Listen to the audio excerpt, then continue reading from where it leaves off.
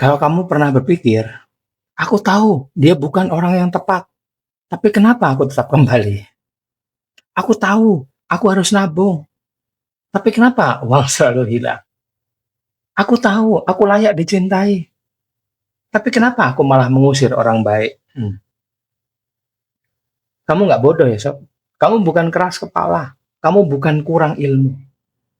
Yang mengulang bukan logika. Yang mengulang itu memori jiwa dan rasa aman lama. Tubuh kita mengulang sesuatu bukan karena itu baik, tapi karena itu familiar. Halo Sobat Energi Suara Jiwa, aku Coach Erlangga. Di video ke-49 ini, aku masuk kepada pertanyaan inti hidup yang muncul lagi dalam diriku. Kalau sudah sadar, kenapa harus mengulang? Karena kesadaran mungkin hanya terjadi di pikiran. Sedangkan yang membuat keputusan hidup adalah tubuh dan memori energi. Tubuhmu akan selalu memilih yang familiar daripada yang membahagiakan. Selama bahagia masih terasa asing, tubuh akan kembali ke drama yang terasa aman.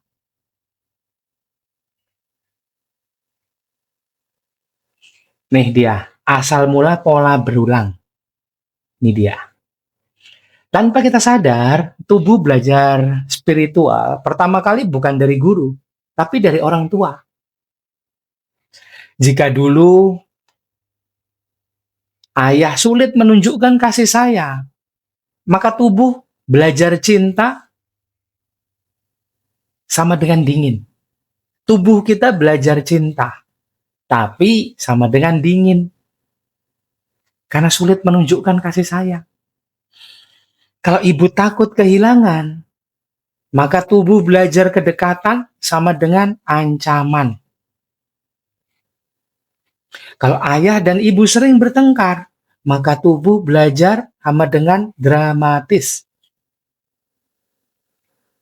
Kalau orang tua menghindari konflik, sama dengan tubuh belajar jujur, sama dengan bahaya.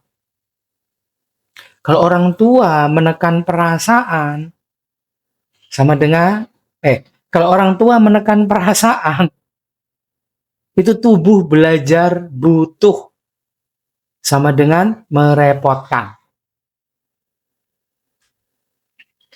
Anak tidak berkata, orang tuaku salah. Anak berkata, begitulah cara hidup. Pola itu diturunkan tanpa kata, lewat energi, reaksi, dan rasa. Dan ini dia, asal mula pola berulang, leluhur dan generasi. Di banyak keluarga, di sini, dimanapun, terutama di tempat kita hidup, Indonesia, sukses itu sama dengan nanti dikira sombong. Punya uang itu sama dengan nanti dijauhi keluarga. Bahagia itu sama dengan takut membuat keluarga iri. Menikah bahagia itu sama dengan takut mengulang kegagalan orang tua. Tanpa sadar, tubuh memegang sumpah batin. Aku nggak akan lebih bahagia dari keluarga. Itu bukan kutukan. Itu loyalitas emosional yang salah arah. Kamu mencintai keluarga, tapi dengan mengorbankan hidupmu sendiri. Dan ini dia, asal mula pola berulang. Spiritual berbasis ketakutan. Nah, ini dia. Ini akar paling dalam yang jarang disadari. Banyak orang nggak pulih bukan karena kurang spiritual, tapi karena spiritualitasnya membenci dirinya sendiri. Ajaran spiritual berbasis rasa takut menciptakan pola. Diri ini kotor. Itu sama dengan nol harga diri. Yang menderita adalah orang suci. Itu sama dengan sabotase kebahagiaan. Bahagia itu godaan dunia. Sama dengan takut sukses. Yang minta bantuan itu lemah. Itu sama dengan menolak cinta dan pertolongan. Lalu tubuh percaya, sakit itu aman, bahagia itu bahaya. Inilah awal mulanya. Inilah suspek zero yang ada di dalam diri kita. Doktrin spiritual yang memisahkan manusia dari dirinya sendiri. Banyak orang sangat dekat dengan pencipta, tapi sangat jauh dari dirinya sendiri.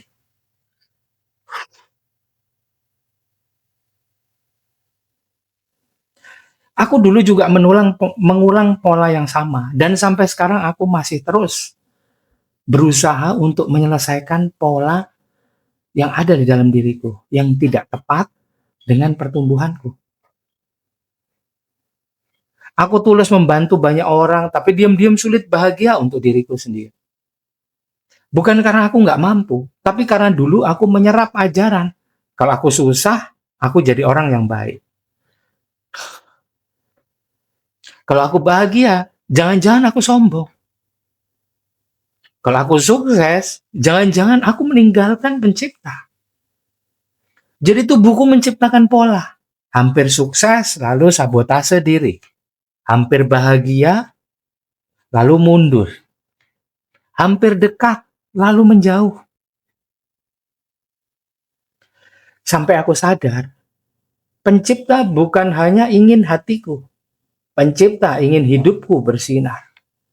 Pelan-pelan, berpuluh tahun kemudian, aku mulai, bukan langsung, aku mulai bisa sembuh.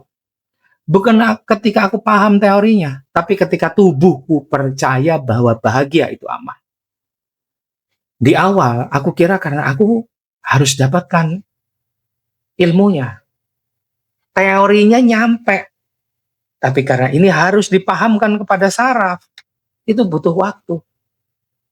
Dan karena mungkin doktrin juga, yang hanya menyimpan dan mengingat. Punya bukunya, punya sertifikasinya. Tapi saraf kita jujur mengakui dia nggak paham. Gue banget, jangan ikut-ikutan ya. Aku berharap cerita ini bisa nyampe kepada dirimu manfaatnya, sehingga tidak lagi hanya mengingat, tapi juga memberitahukan ke tubuhnya. Berarti juga dipraktekkan sehingga tubuhnya, sarafnya, organ tubuhnya, jadi semua paham. Bukan cuma di sini, tapi di seluruh bagian tubuh. Bahagia itu harus terasa aman dalam tubuh. Nah, tubuh hanya akan menerima perubahan jika bahagia sama dengan aman. Sukses sama dengan aman. Cinta sama dengan aman. Selama tubuh menganggap bahagia sama dengan ancaman, sukses sama dengan berbahaya, dan dicintai sama dengan resiko ditinggalkan, tubuh akan kembali ke pola lama. Meski kamu sudah sadar 1000 kali di sini,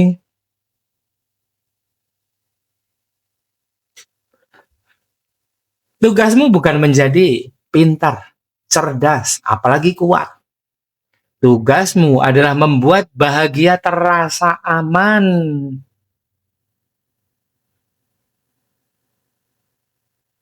Terasa aman di dalam dirimu sendiri. Sarafmu, kulit, organ tubuh, nafas.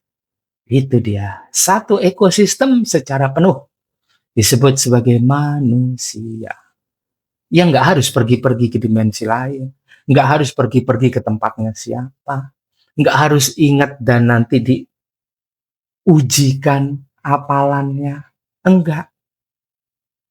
nggak harus ngikuti doktrin yang jauh-jauh yang bilang kita harus pergi ke surga lah, yang tempatnya di sana, dimensi tinggi lah. No. Yang harus mendahulukan pemimpinnya lah. Entah disebut sebagai apa itu dalam bahasa luar sana. Tapi lupa sama diri sendiri. Tubuhnya dilupain.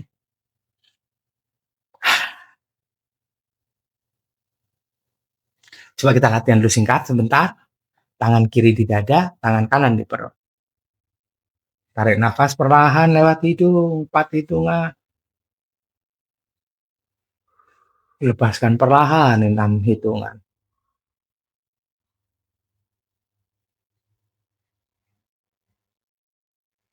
Sekali lagi tarik nafas halus. 6 hitungan. Lepaskan 8.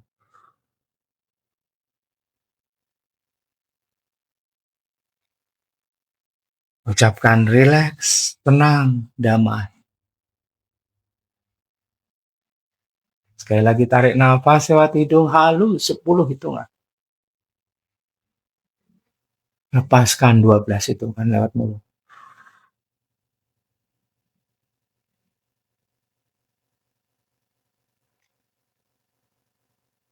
Kemudian ucapkan, aku aman bahagia. Aku aman dicintai. Aku aman sukses.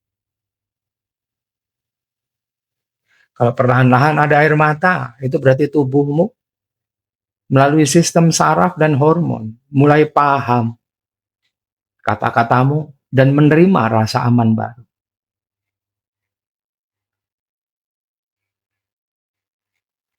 Pelan-pelan dinikmati. Biarkan tubuhmu paham, perlahan, tidak langsung.